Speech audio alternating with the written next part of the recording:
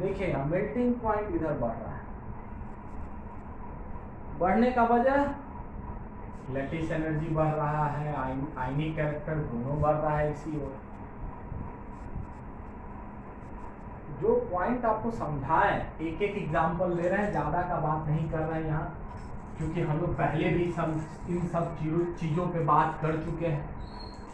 यहाँ थोड़ा सा कम महत्व दे रहे हैं हम लोग। फिर आपको लफड़ा है तो फिर एक आध एग्जाम्पल ले सकते हैं, ठीक है। के एफ के सी एल के भी याद नहीं होता है तो आप ये ले लीजिए।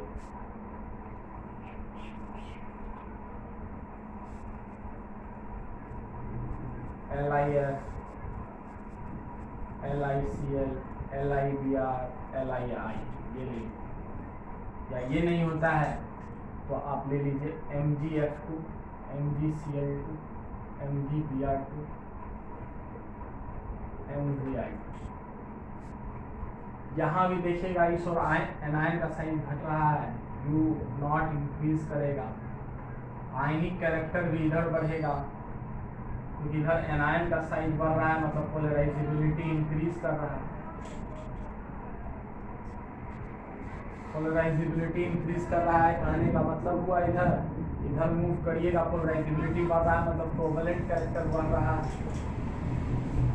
आयनिक कैरेक्टर इधर बढ़ रहा है, मतलब मेल्टिंग पॉइंट इधर बढ़ेगा।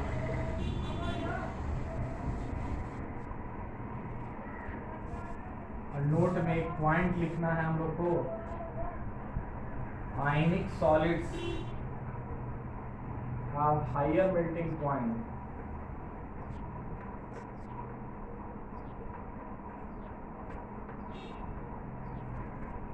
than covalent solids, as ionic bonds are stronger.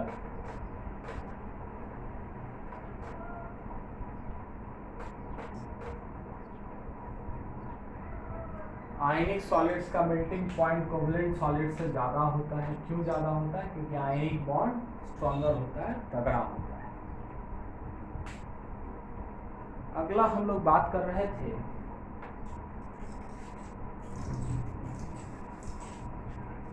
Solubility की। कौन सा नंबर होगा आप लिखिएगा। लास्ट वाले लेक्चर में हम लोग बात कर रहे थे सॉल्युबिलिटी का। तो सॉल्युबिलिटी में क्या आया था कि मैग्नीट्यूड ऑफ हाइड्रेशन एनर्जी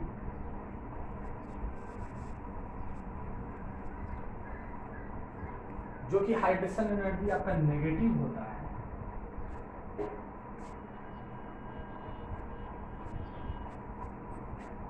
अगर ये एनर्जी का मैग्नीट्यूड आपके लैटिस एनर्जी के मैग्नीट्यूड से ज्यादा रहे, then the compound will be soluble.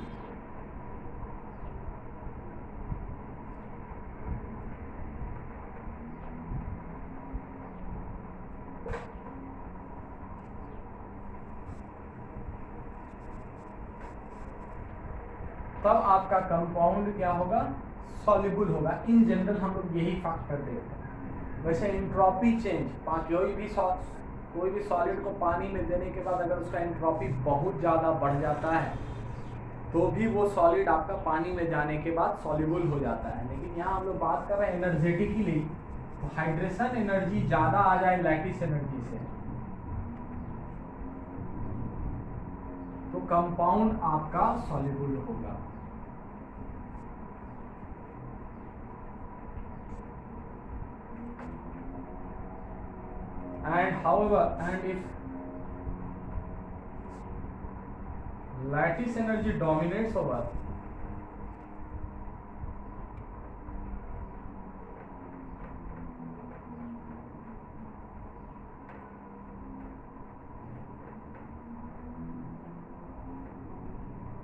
And if lattice energy dominates over hydration energy,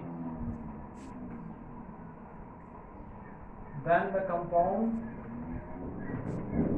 may be insoluble.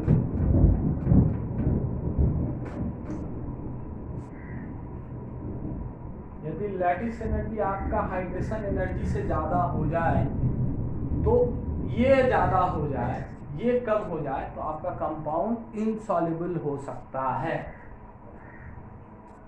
ठीक है, कंपाउंड का इनसॉल्युबल होने का वजह क्या है, ये वाला फैक्टर। क्यों ऐसा, हम ये किस आधार पे लिखे थे, लास्ट वाले लेक्चर में हम आपको बताए थे अच्छे से।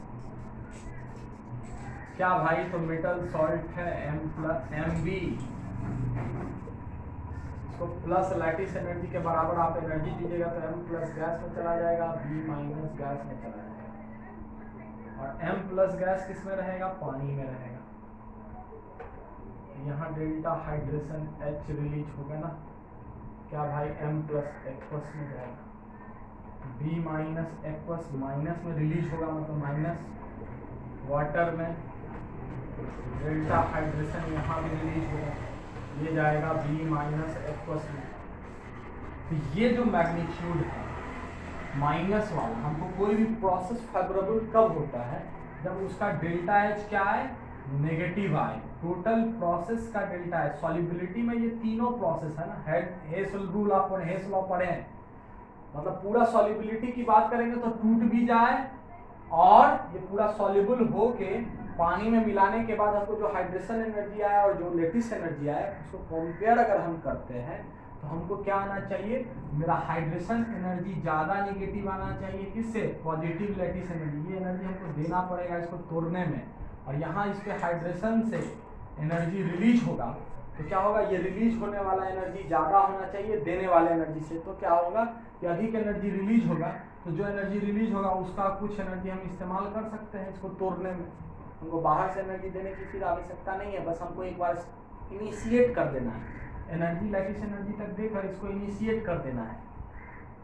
जब इसको आप इनिशिएट कर दीजिएगा तोड़ना, तो फिर हाइड्रेशन एनर्जी इतना खुद ब खुद अगर रिलीज हो जाता है कि लैटिस एनर्जी से ज़्यादा हाइड्रेशन एनर्जी रिलीज हो जाता है, तो फिर वो किसी दूसरे एमबी को तोड़ देगा, बाहर से फिर हीट देने की जरूरत नहीं है, फिर उसका हाइड्रेशन कराइएगा, फिर उसका हाइड्रेशन एनर्जी इतना रिलीज हुआ कि वो लैटिस एनर्जी से ज़्यादा है एमबी के, फिर वो किसी तीसरे एमबी को तोड़ देगा।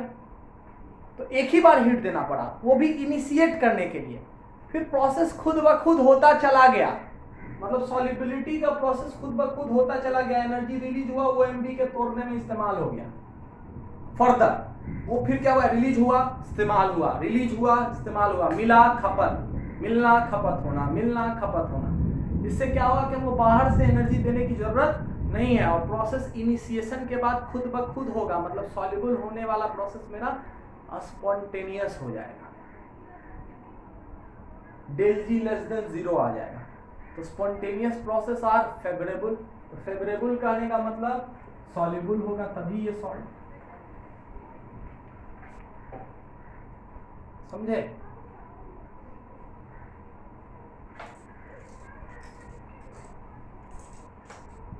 कार्बोनेट का सॉल्युबिलिटी को हम लोग कंपेयर करते हैं थोड़ा सा,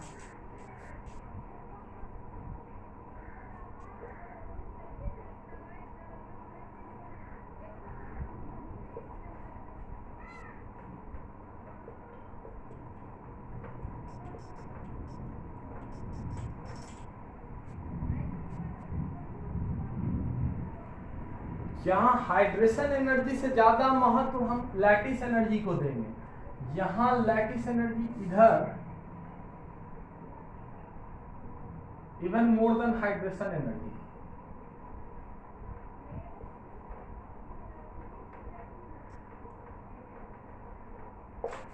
यहाँ आपका हाइड्रेशन एनर्जी भी इधर ही बढ़ रहा है इसका, क्योंकि केटायन का साइज इधर ही छोटा है, और लैटिस एनर्जी भी इधर ही बढ़ रहा है, क्योंकि लैटिस एनर्जी में केटायन का साइज भी इधर ही छोटा है। केटायन का साइज होने से लैटिस एनर्जी भी इधर बढ़ रहा है, हाइड्रेशन एनर्जी भी इधर बढ़ रहा है, लेकिन हाइड्रेशन एनर्जी ज्यादा बढ़ रहा है, लैटिस एनर्जी ज्यादा बढ़ रहा है, हाइड्रेशन एनर्जी कम बढ़ रहा है। बढ़ना किसको ज्यादा चाहिए था, हाइड्रेशन एनर्जी को ज्यादा बढ़ना चाहिए था, लैटिस एनर्जी को कम बढ़ना चाहिए था, लेकिन इस ओर मूव करने पे मेरा लैटिस एनर्जी भी बढ़ रहा है, हाइड्रेशन एनर्जी भी बढ़ेगा। क्यों बढ़ेगा, क्योंकि साइज ऑफ केटायन डिक्रीज कर रहा है, anion size remain constant, anion का साइज कांस्टेंट रह रहा है। इधर जाने पे केटायन का साइज घट रहा है, एनायन का साइज कांस्टेंट रह रहा है। CO3 में 2 minus, CO3 2 minus, CO3 2 minus, CO3 2 minus. तो हाइड्रेशन एनर्जी डिपेंड करता है साइज ऑफ केटायन पे इनवर्सली, ये भी निर्भर करता है साइज ऑफ केटायन के इनवर्सली।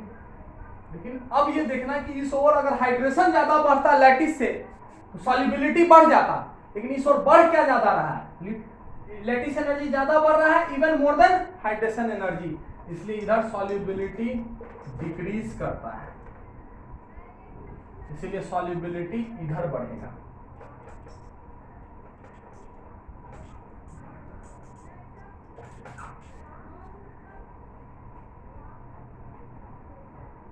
ठीक है, मतलब जनरली सॉल्युबिलिटी को इनवर्स ऑफ लैटिस एनर्जी का ऑर्डर में हम लोग सजाते हैं मोस्ट ऑफ द केसेस में। लेकिन कभी कभी directly proportional to hydration energy भी कर देते हैं।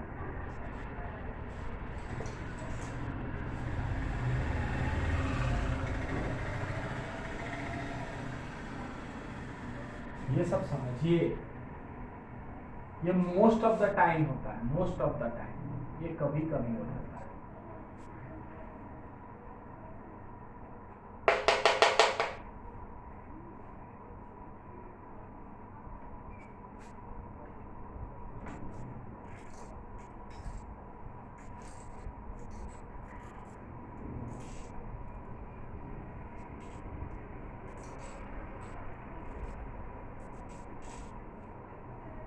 देखिए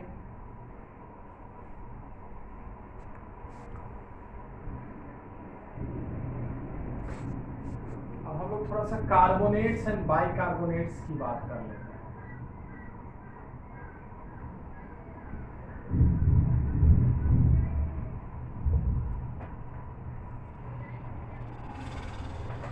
कार्बोनेट्स होता है आपका CO3 2 माइनस, बाइकार्बोनेट होता है HCO3 माइनस आयन, और इसमें होता है CO3 2 माइनस आयन। बाइकार्बोनेट को हाइड्रोजन कार्बोनेट भी बोलते हैं।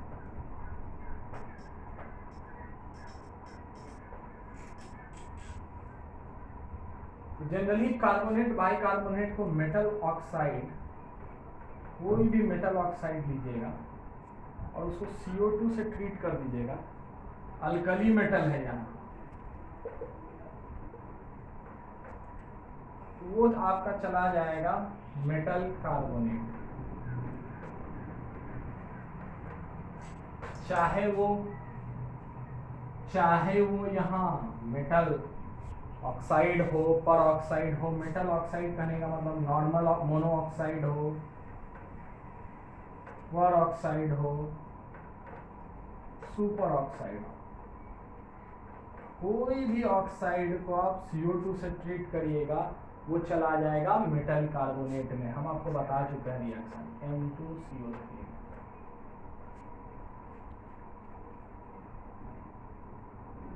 और यही मेटल कार्बोनेट को आप CO2 और वाटर से फिर अगर आप ट्रीट करिएगा, कार्बोनिक एसिड से फिर आप ट्रीट करिएगा, तो ये चला जाता है मेटल बाइकार्बोनेट MHCO3, मेटल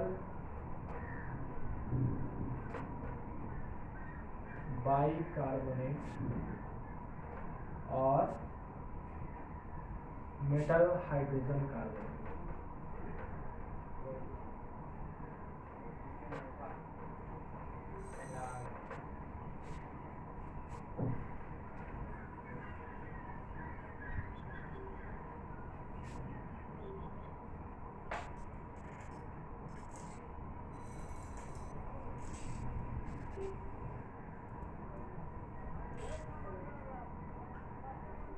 फिर ये मेटल कार्बोनेट को जेंटल हीट मतलब नॉर्मल हीट दीजिएगा तो फिर से ये मेटल कार्बोनेट में चला जाएगा।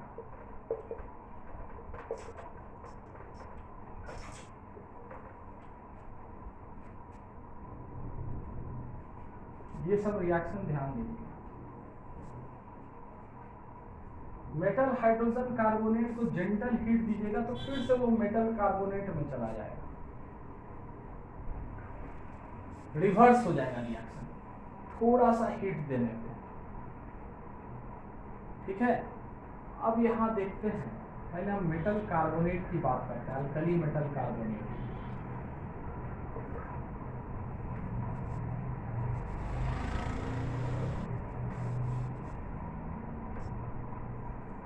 All alkali metal carbonates are soluble in water। जितना भी अल्कली मेटल कार्बोनेट्स होता है वो पानी में सॉल्युबल होता है। And these alkali metal carbonates are thermally stable.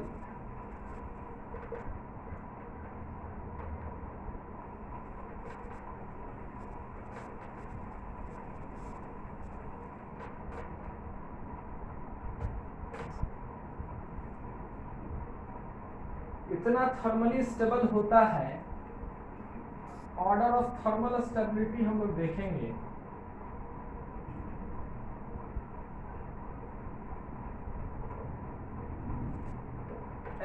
Li2CO3 polarising factor, polarising power इधर बढ़ेगा, कोवलेंट कैरेक्टर लिथियम की ओर बढ़ेगा तो थर्मल स्टेबिलिटी लिथियम की ओर कम होगा।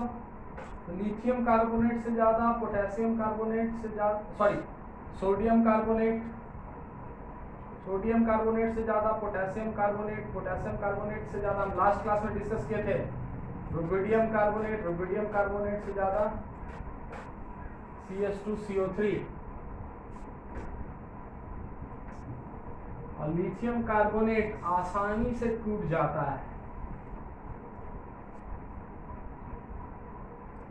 Lithium oxide plus CO2।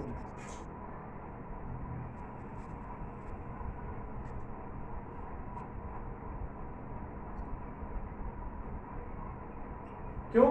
क्योंकि इसकी थर्मल स्टेबिलिटी बहुत कम है। थोड़ा सा ही हीट दीजिए मिलेगा इसको, ये लिथियम कार्बोनेट टूट जाता है लिथियम ऑक्साइड प्लस CO2 में। ठीक है, लिखो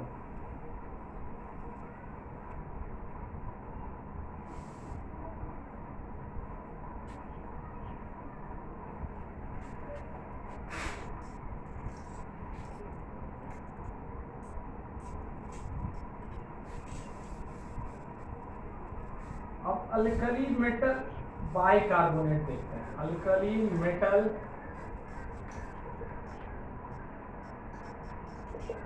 ये एक इंपॉर्टेंट पॉइंट यहां हम लिखते हैं, only alkali metals form bicarbonate. सिर्फ अल्कली मेटल ही बाइकार्बोनेट बनाता है एंड नो अदर मेटल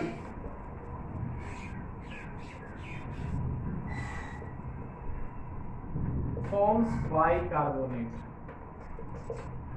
कोई दूसरा मेटल आपका बाइकार्बोनेट नहीं बनाता है। ये सब इंफॉर्मेशन है। और क्या यहाँ ध्यान देने वाली बात है? यहाँ ध्यान देने वाली बात है कि all alkali metal carbonate bicarbonates are also soluble in water. Alkali metal bicarbonates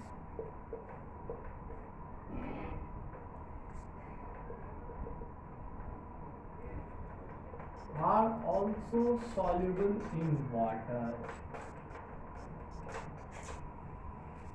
जिस तरह से कार्बोनेट सॉल्युबल है वैसे ही अल्कली मेटल बाइकार्बोनेट भी सॉल्युबल है पानी में। ठीक है, and they are thermally stable.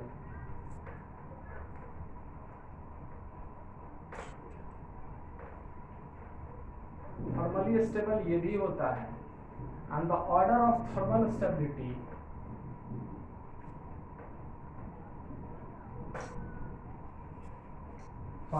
Thermal stability नहीं, यहाँ थर्मल स्टेबिलिटी की बात नहीं करेंगे। यहां देखेंगे कि बाइकार्बोनेट्स ऑन सिंपल हीटिंग, कैसे ये थर्मली स्टेबल हुआ? Bicarbonates on simple heating gets converted on gentle heating, लिखिए यहां मतलब थोड़ा थोड़ा गर्म करने पे bicarbonate on gentle heating gets converted into carbonate after loss of CO2.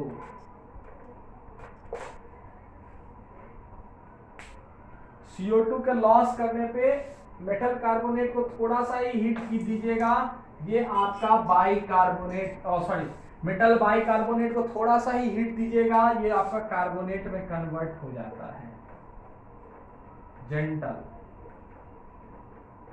ये थर्मली स्टेबल कहां से हुआ?